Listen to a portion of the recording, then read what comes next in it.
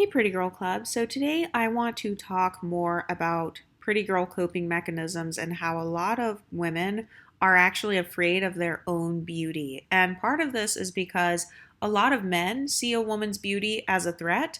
Um, and that's because men will ruin their marriages, they will lose their wealth over a woman's beauty, they will start wars over a woman's beauty, they will revolve their lives around approximating themselves to a beautiful woman. So if you happen to have been born with, some sort of beauty, oftentimes it starts from a young age where your parents will say stuff like, "Oh, you shouldn't wear makeup," or "You don't need makeup," or "Don't wear those dresses because guys are going to harass you." So they almost instill this fear in you from the time you're a child that has to do with your beauty. People make it like if you're beautiful that men can't control themselves. And in reality, it's like men should be able to control themselves. But I've noticed that because we live in a patriarchal society, people will put all of the pressure on the pretty girl to not show her body, to like not be sexual or be sexy in any way, and to make sure that she dresses modestly and that she doesn't draw attention to herself.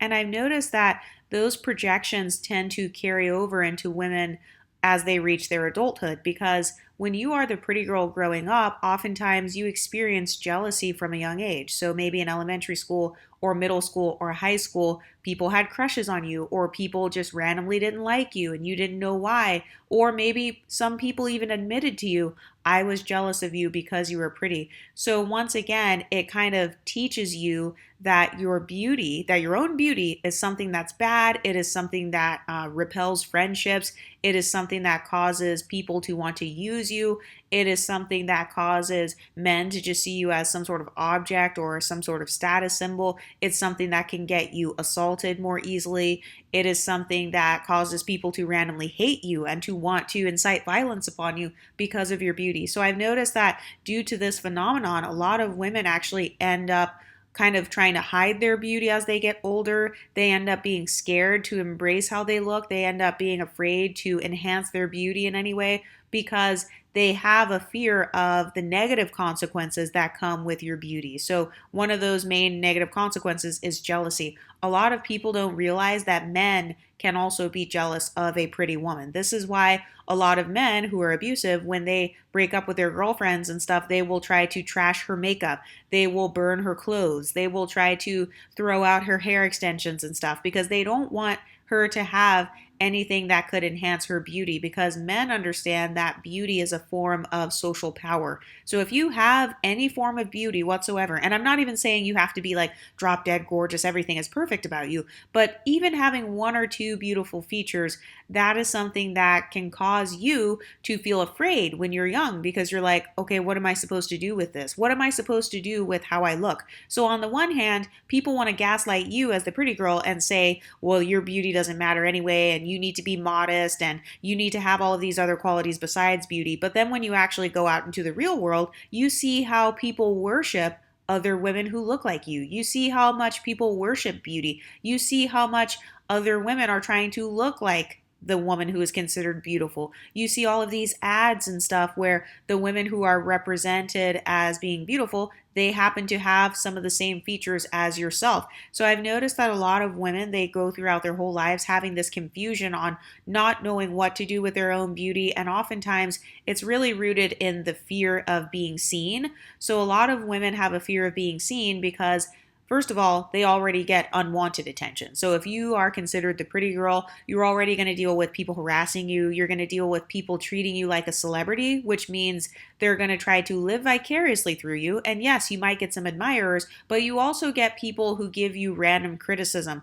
They want to be all up in your business and like gossip about you. People will make up rumors about you. So a lot of women associate their own beauty with chaos. And so in order to avoid drama as they get older, especially if they don't want to be like some sort of supermodel or something, especially if they just want to live a normal, peaceful life, a lot of women will actually dumb down their beauty as a trauma response and as a protection mechanism because they're tired of people constantly making their beauty into a big deal, and they're tired of having who they are on the inside being overlooked, or they're tired of people saying that they're only successful because of their beauty. So they just want to live their lives without having to depend on their beauty, and also without their beauty being a distraction to what they're trying to do.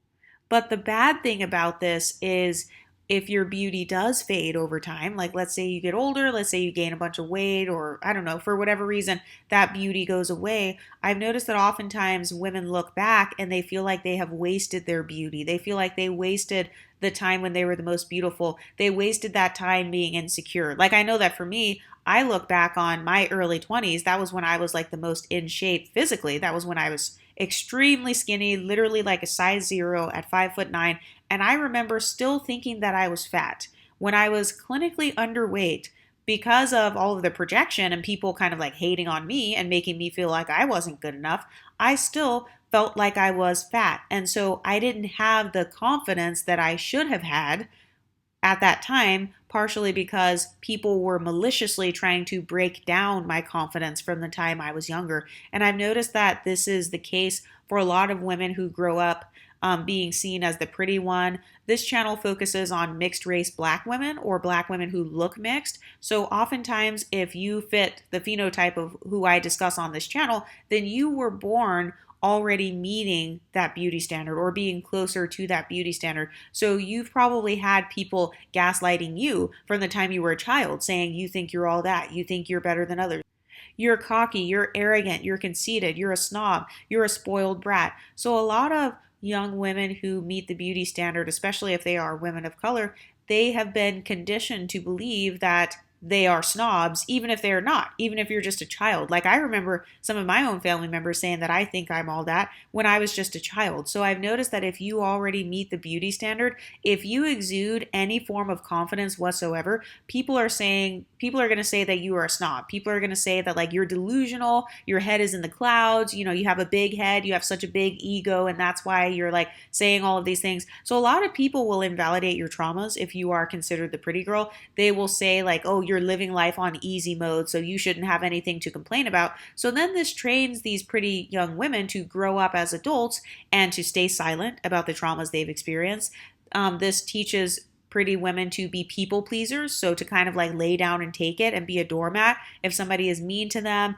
And also, I've noticed that a lot of people, they tend to have more empathy for a woman if she is considered unattractive. So as the pretty woman, you can't really play the victim card. You don't get to talk about your traumas and vent and stuff and have people have empathy for you. Like on this channel, every single day, I have people coming on here saying, oh, this is stupid. Like this is not a real thing. You guys are all delusional. And we can't all be lying. There can't be 14,000 of us who are going through these things and we're all making it up. No, everybody goes through different things. And I feel like the people who can't relate to this channel, well, you can't relate. You're just not the core audience of this channel. You don't have these experiences. You don't have the phenotype that I'm talking about, or, you just don't have anything in common with us. So it's just not the channel for you.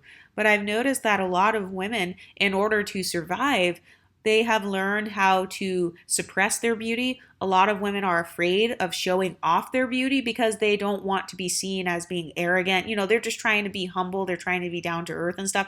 So a lot of women will actually suppress their beauty, or they will nitpick themselves. They will nitpick the tiniest flaws that like nobody else can even see. They'll nitpick those little things about themselves and make it into this huge deal. And that is their way of humbling themselves. It's because other people have gone out of their way to try to nitpick small things about you. Have you ever noticed that when you are considered the pretty one, they never notice when the ugly girl has acne. They never notice if the ugly girl gains 5 pounds. But if you are considered the pretty girl and you have one pimple, people will call it out. If you gain a little bit of weight, people will call it out. If your teeth are a little bit messed up, maybe you have some gaps in your teeth, maybe your teeth are overcrowded or they're kind of yellow or something, people will call that out because they put beauty on a pedestal. And so the fact that you're already on the pedestal and that you're not perfect, they want to call out the imperfection because they want you to have the same inferiority complex about your looks that they have about theirs.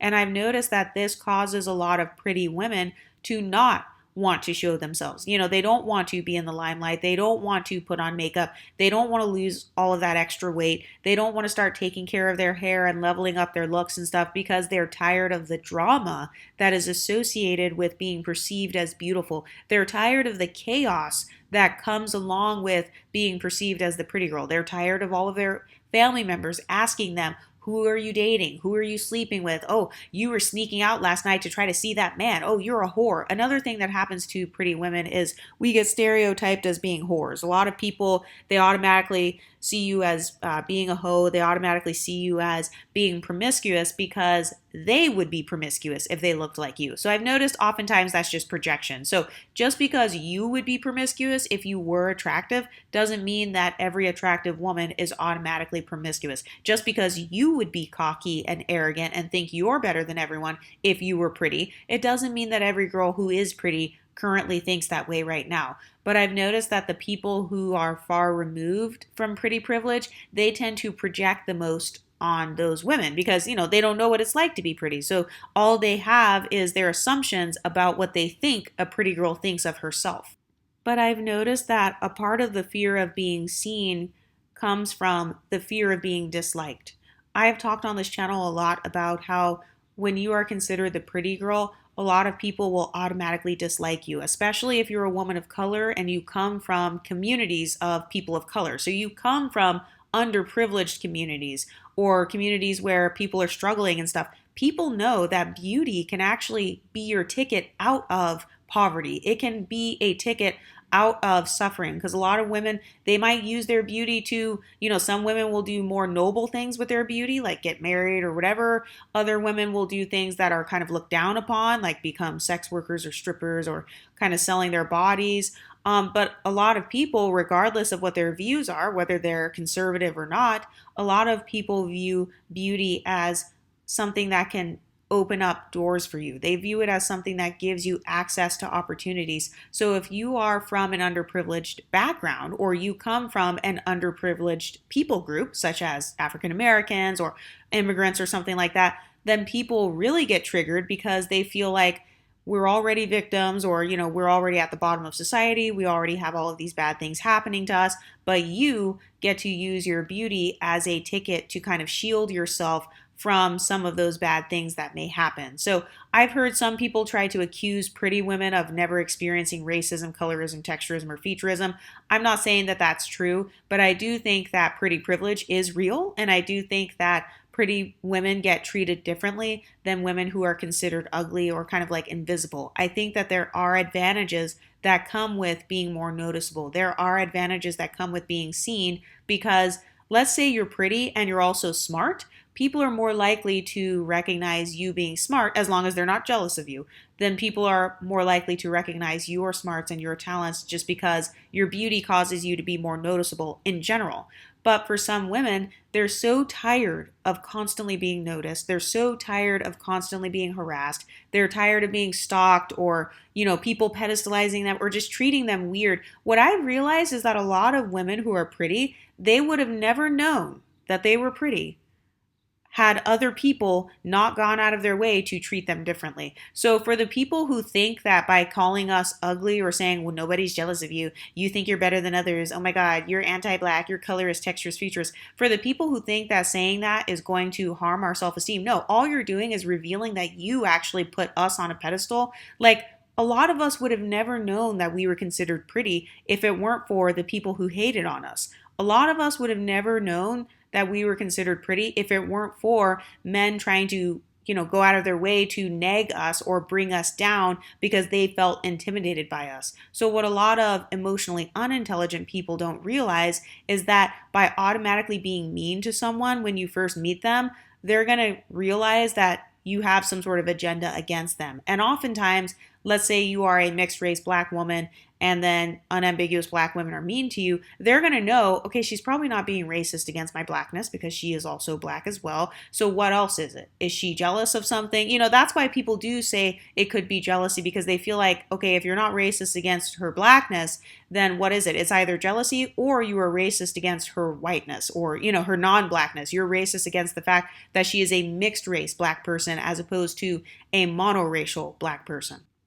But a lot of women fear their own beauty because they know that as soon as they dress up, all eyes will be on them again. They know that as soon as they lose the weight, all the eyes will be on them again. They know that people will begin to hyper focus on them the more that they kind of show off their beauty and stuff. And they also know that their beauty is a trigger to other people. They know that their own beauty will trigger another person's insecurities. So, for example, let's say you are a pretty girl who's overweight and your whole family is obese, everybody's overweight, nobody takes care of themselves, but then you begin to lose a whole bunch of weight. Let's say you drop like 100 pounds or 150 pounds.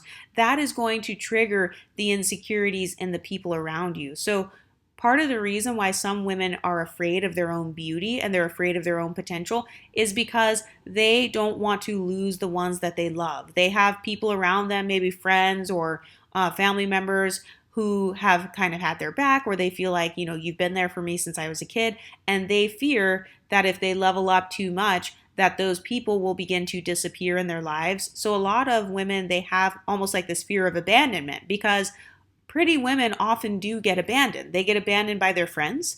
They get abandoned by women who are jealous of them and who secretly wanted to sabotage them. They get abandoned by like men. Let's say you're with a guy and then you try to set boundaries with him or something, then he starts abusing you, or he abandons you because you are no longer meeting his needs. You're not fulfilling his fantasy. So a lot of people who are considered pretty have dealt with a lot of abandonment already. They've dealt with a lot of jealousy already. They've dealt with crazy behaviors from men, for example, married men hitting on them at work, or grown men hitting on them when they are children, when they're 11 years old, when they're 10 years old. They've dealt with like kind of the dark side of men.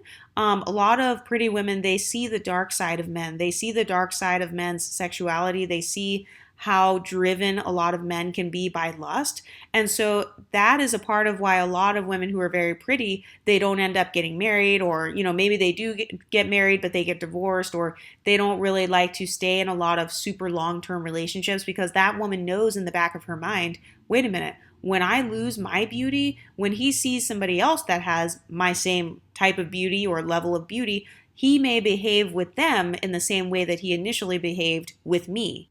And so for a lot of women, their own beauty actually causes them to have trust issues because you don't know whether the people in your life are there because they actually like you as a human being, or if they're there because they want to kind of clout chase off of your pretty privilege. You know those girls who like to hang out with the pretty girls because they know that their pretty friend is going to get some free drinks or something, or, they know that she's going to get into a VIP section of a club or something, or she's always in the know with what's going on in the city. So a lot of people will try to clout chase off of that woman's beauty, whether they want to be seen with her. Like maybe it's a guy who just wants to be seen with a beautiful woman. So it's not that he actually loves you as a human being and he's going to cherish you for the next 80 years. No, he just wants to increase his status in the eyes of other men. And then you also have the women who they're trying to be your friend, but they're not really your friend. They keep their friends close and their enemies closer. So they only want to get close to you so they can figure out what makes you special so that they can try to usurp that quality for themselves. So they want to figure out, like, how does she do her hair? How does she do her makeup? How is she doing all of her beauty treatments? How can I take on those qualities for myself and then drop her so that I can become the new queen pretty girl? So a lot of times when a woman has beauty, it can bring out the worst in people. And so this is why some women choose to opt out. So even though they are pretty, maybe they choose to box themselves in and say, I'm only going to be this level of pretty. I'm not going to try to maximize my beauty. I'm just going to keep it at whatever level it's at right now. And I'm not going to try to lift it up any higher because I don't want any drama. I don't want people to say that I'm acting different. Like I know for me, anytime I used to wear a cute outfit when I was like a teenager or just in general, people had the tendency to say, oh, you're acting funny. You're acting funny now. You're acting different now. And that's because people socially scrutinize you more when they view you as having more social power than them. So the women who are considered ugly or invisible, they can have a day where they don't speak to anybody and no one cares. They can say hi to you today, not say anything tomorrow, and you don't care. But if the pretty girl said hi to you today and doesn't say hi tomorrow, suddenly you're offended. Why? Because you place more social power and value on that woman because of her beauty. You tie your self-esteem to how pretty girls react to you. You tie your self-esteem to whether the pretty girl wants to be friends with you, whether the pretty girl wants to talk to you or says hi to you, whether that pretty girl wants to date you. Like a lot of men tie their self-esteem to whether they can date beautiful women. And when they can't date beautiful women, or if they are married to or with a woman who was beautiful but has lost her beauty, those men become resentful towards the women who are currently living in their beauty and enjoying their beauty. But one thing that a lot of people don't realize is that not every pretty girl wants to be famous. Not every pretty girl wants to be like a star or, wants to be seen 24/7. And some women, as a coping mechanism, they will diminish their own beauty. So they will maybe not grow their hair out. Like maybe if you were considered beautiful partially because of your hair. I've seen women cut their hair short, or they will shave their heads bald because they're trying to fit in. They don't want to come off like they're trying to show off. They don't want to come off like they're flexing on others. Some women will give up on their fitness goals or their weight loss goals because they want to fit in with the average girls. They want to fit in with the people who are leveled down, basically. They feel like it's easier to just fit in with everybody. It's easier to blend in. It's easier to not be as visible because then I can move in silence more easily, as opposed to being the pretty girl and all eyes are on you and everybody's watching what you do. It's very difficult to move in silence when everybody's putting on a pedestal and when everyone has a magnifying glass on you. And this is not just true for celebrities, but like this could be true in the office, at your workplace. This can be true in family dynamics. Maybe you're the pretty sister, maybe you're the pretty cousin. And so the cousins call auntie not to talk about themselves, but to ask what you're doing. Instead of them asking you personally what you're doing, they want to gossip about you behind the scenes, or they want to stalk your social media because they are putting you on a pedestal. And so one of the main coping mechanisms that pretty women have is not trying to maximize their beauty because they have that fear of being seen. They already are going to be seen either way, and they don't like the negative parts that are associated with it. And so as a coping mechanism, they almost begin to dim their light, and they don't wear their confidence on their sleeve. In fact, a lot of women will wear their insecurities on their sleeve, or they will not invest in themselves as much. Like they won't invest in their inner beauty, meaning like your talents, your skills, your gifts. Maybe you're good at singing or dancing or starting a business. You're good at finance.